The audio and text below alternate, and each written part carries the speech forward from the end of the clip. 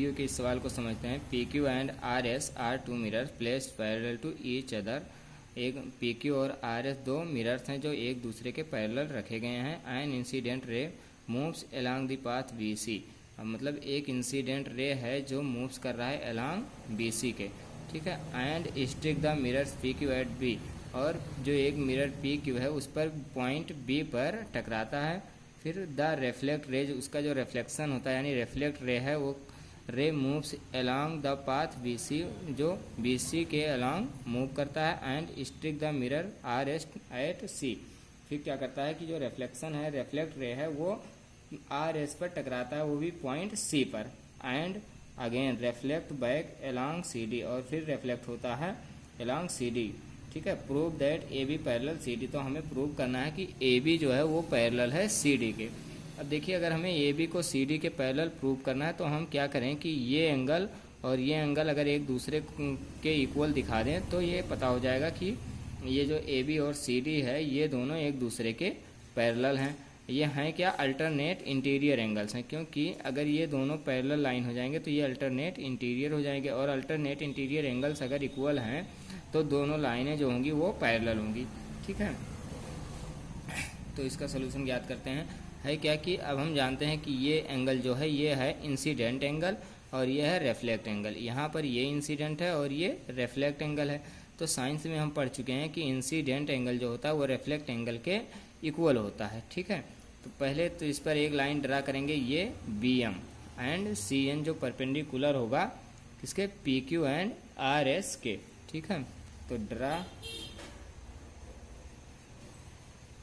Line B M जो perpendicular होगा P Q के, एंड एक लाइन सी एन है जो ड्रा करेंगे आर एस पर परपेंडिकुलर होगा, यानी कि C N perpendicular to R S, ठीक है। अब देखिए यहाँ पर एंगल 1 एंड 2 इक्वल होगा, क्यों, क्योंकि ये दोनों इंसिडेंट एंड रिफ्लेक्ट एंगल्स हैं। तो लिख देते हैं angle 1 is equal to angle 2, and angle जो क्या होगा ये 3 वो 4 के इक्वल होगा। Angle 3 is equal to angle 4। इसको बता देंगे कि क्यों इक्वल होगा, लॉ ऑफ रिफ्लेक्शन से। लॉ ऑफ रिफ्लेक्शन से हम कह सकते हैं कि एंगल जो है 1 2 के इक्वल होगा एंड 3 4 के इक्वल होगा, ठीक है।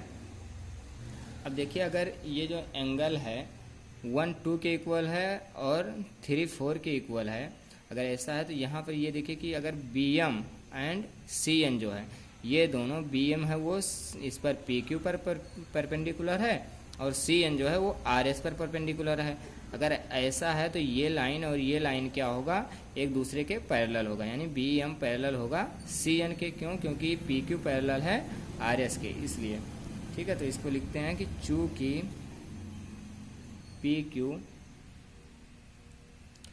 पी क्यू पैरेलल है आर एस के, इसलिए जो बी एम होगा वो पैरेलल होगा सी एन के, ठीक है। अब देखिए, अगर बी एम सी एन के पैरेलल है, ये बी एम जो है ये सी एन के पैरेलल है, तो ये एंगल और ये एंगल अल्टरनेट इंटीरियर एंगल होंगे। अगर ऐसा है अल्टरनेट इंटीरियर होंगे तो 2 और 3 क्या होंगे, इक्वल होंगे, ठीक है। तो इसको भी लिख देते हैं कि angle 2 is equal to angle 3। Angle 2 is equal to angle 3 क्यों होंगे, क्योंकि अल्टरनेट इंटीरियर एंगल्स हैं। अल्टरनेट इंटीरियर एंगल्स हैं, ये हैं अल्टरनेट इंटीरियर एंगल्स। अब अगर ये अल्टरनेट इंटीरियर एंगल हैं, यहाँ पर अल्टरनेट इंटीरियर एंगल 2 एंड 3 है। अब 1 के इक्वल क्या है, 2 है, और 3 के इक्वल 4 है, यानी कि 1 भी क्या होगा, 4 के इक्वल होगा, क्योंकि 2 3 के इक्वल है और 2 के इक्वल क्या है, 1, इसलिए 1 और 4 भी इक्वल होंगे, ठीक है। तो angle 1 is equal to angle 2 है, और फिर क्या है, angle 3 is equal to angle 4 है, ठीक है। चूंकि 2 और 3 को हम फिगर में ही बता दिए हैं कि 2 3 इक्वल है, क्यों? क्योंकि अल्टरनेट इंटीरियर एंगल्स हैं, यहाँ पर लिख भी दिए हैं। और 2 के इक्वल ये होगा 1, अतः अगर ऐसा है तो दियर इम्प्लाइड एंगल 1 क्या होगा? एंगल 4 के इक्वल होगा। तो angle 1 is equal to angle 4। ठीक है। अब देखिए, अगर angle 2 is equal to angle 3 है, इसमें अगर हम एंगल 1 इधर दोनों साइड में ऐड कर देते हैं एंगल 2 में, तो ये हो जाएगा angle 1 plus angle 2 is equal to angle 3 plus angle 1। तो इन दोनों के मानों पर कोई प्रभाव नहीं पड़ेगा, क्योंकि एंगल 1 इस तरफ ऐड किए हैं और एंगल 1 इस तरफ भी ऐड किए हैं। अब एंगल 1 क्या का इक्वल क्या होता है? एंगल 4। तो इस तरफ हम कर देंगे एंगल 1 के इक्वल में 4 यहाँ लिख देंगे।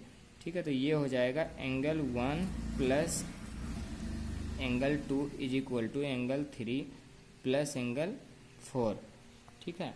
अब एंगल 1 यहाँ पर देखिए, एंगल 1 और 2 जो है ये किसके इक्वल होगा? ये बी सी के, यानी एंगल ये बी सी के। और एंगल 3 प्लस एंगल 4 जो है ये इक्वल होगा बी सी डी के। तो हम एंगल 1 प्लस एंगल 2 के स्थान पर लिखेंगे एंगल ये बी सी, एंड इस 3 प्लस 4 के स्थान पर लिखेंगे एंगल बी सी डी। ठीक है।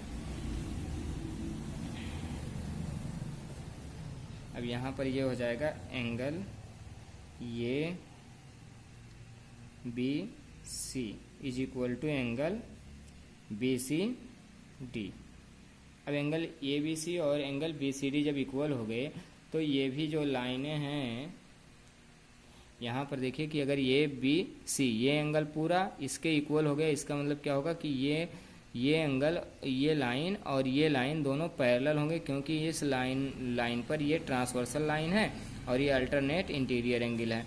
अगर अल्टरनेट इंटीरियर एंगल्स इक्वल होंगे तो दोनों लाइनें क्या होंगी? पैरेलल होंगी। लिख देते हैं कि सो लाइन ये भी पैरेलल होगा सी डी के। क्यों होगा? बीच में लिख देते हैं, मतलब बता देते हैं कैसे। 2 lines are parallel if interior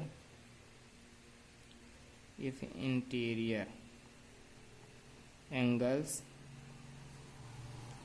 are equal, यानी कि अगर इंटीरियर एंगल्स इक्वल हैं तो दोनों लाइनें क्या होंगी? पैरेलल होंगी। ठीक है।